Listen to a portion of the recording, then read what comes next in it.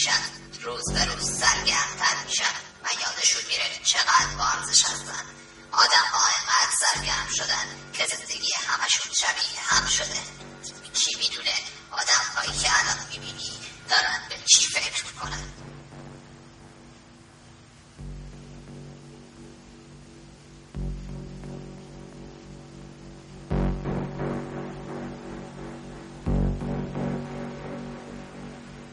اما امروز قراره 4 نفر نزدیک این پارک شن که زندگیشون به هم ربط داره.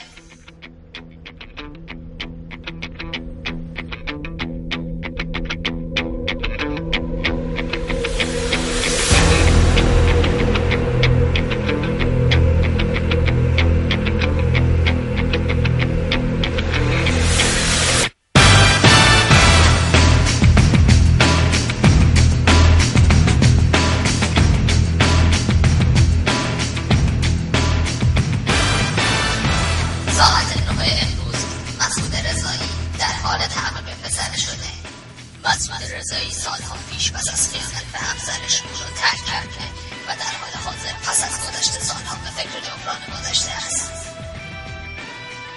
از طرفی پیمان در حال تمرین به شقایق با پیمان رابطه داره و شقایق در پارک با سعید قرار گذاشته. میشه روی این آدم ها کار کرد، مثلا یه فکری توی سر پیمان انداخت.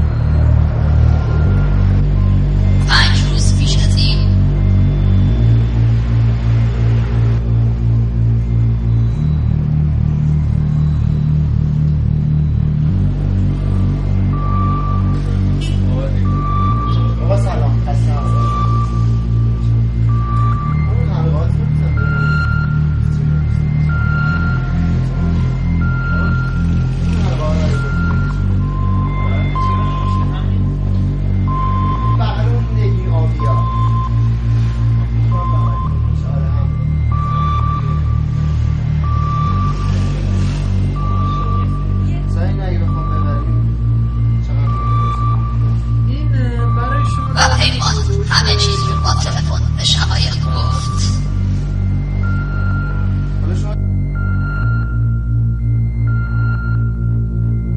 شقایق و سعید فکر میکنن با هم خوش هستن، اما حتی به حرفهای هم گوش نمیدن و هر کدوم دارن به یه چیز دیگه ای فکر میکنن.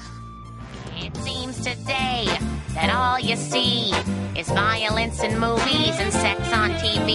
But where are those good old-fashioned values on which we used to rely? Lucky there's a family guy. Lucky there's a man who...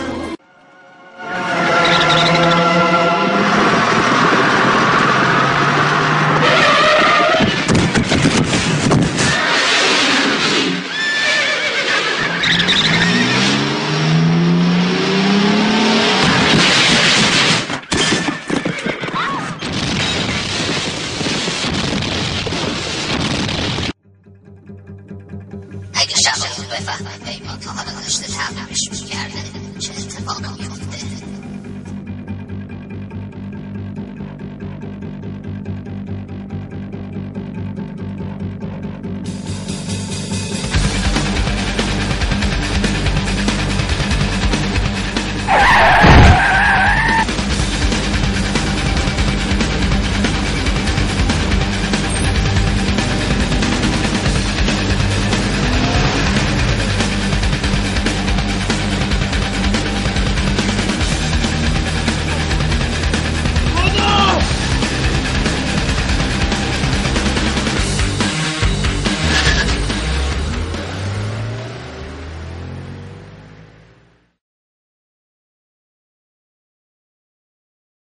در جامعه ما امروز دو گرایش مدرن و سنتی و یک گرایش فرعی که بی‌نهایت خطرناک و بیمارگونه است وجود دارد.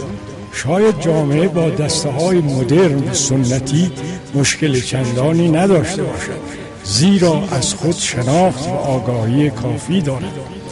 اما دسته فرعی که دسته خطرناک و بیمار جامعه محسوب می شود، که از یک جا مانده و از یک جا رانده می باشد. این دسته بهای گذر از سنتی به مدرن است که با انواع انحرافات و مسائل ضد اخلاقی روبروست. در دهه‌های بعد از جنگ جامعه دچار تحولی گردید که جدا از تحولات جهان نبود. از آزادی‌هایی که به جوانان داده شده و یک گروه بدون شناختن ارزش‌های جامعه دچار انحراف‌های رفتاری گردیده و جامعه را به اشتباه انداختند.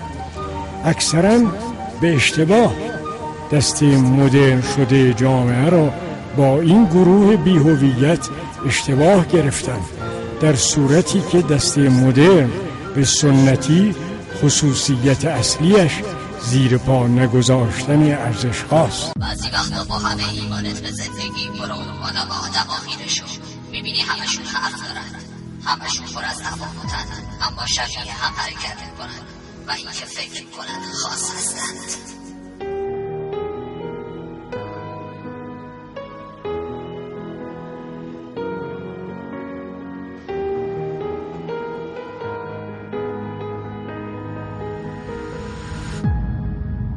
نزار دورید بشه عادت، همین حالا یکم دیره، نگاهت طرح لبخندت داره از یاد من میره، داره از یاد من میره. تمام خاطره هامون یه راهی رو به من واکن، چقدر مبهم فردامون، چقدر دور شد این روزا، خیالم از تو راحت نیست، هنوزم دوریه از تو برام سخت با راحت نیست، چقدر دور شدی از اومدی؟ بیا کیفت. مرسی.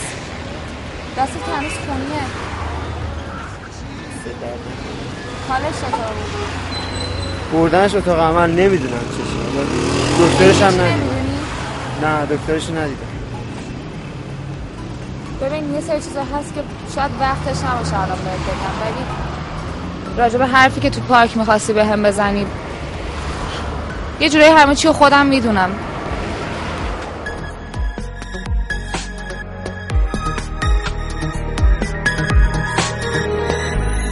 برام سخته بدون تو، دلم چیزی رو کم داره، چقدر خوبه که برگردی، غرور شاید نمیذاره، غرور شاید نمیذاره.